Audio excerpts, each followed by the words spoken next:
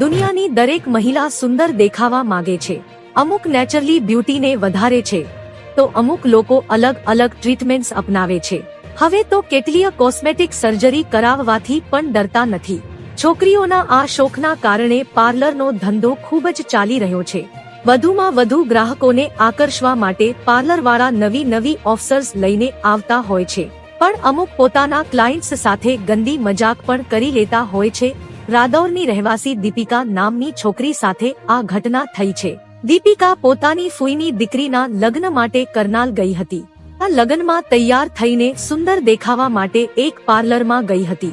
છોકરીથી ભૂલ એ થઈ ગઈ કે તે પાર્લરમાં એક્સપાયરી ડેટવાળી પ્રોડક્ટ્સ જોઈ નહીં. તેનું પરિણામ એ આવ્યું કે છોકરીના વાળ ડેમેજ થવા લાગ્યા અને તૂટી ગયા. લાંબા અને ઘાટા વાળવાળી આ છોકરીને હવે વાળ જ નથી રહ્યા. તો મિત્રો, હાલ માટે આટલું. મળીશું નવી અપડેટ સાથે જ. જો તમને અમારા વિડીયો પસંદ આવતા હોય તો વિડીયોને લાઈક કરી દેજો અને ભારત સમય ન્યૂઝ ચેનલને સબસ્ક્રાઇબ કરી બાજુમાં આવેલા બેલ આઇકોનને દબાવી દો, જેથી તમને આવા સમાચારની અપડેટ મળતી રહે.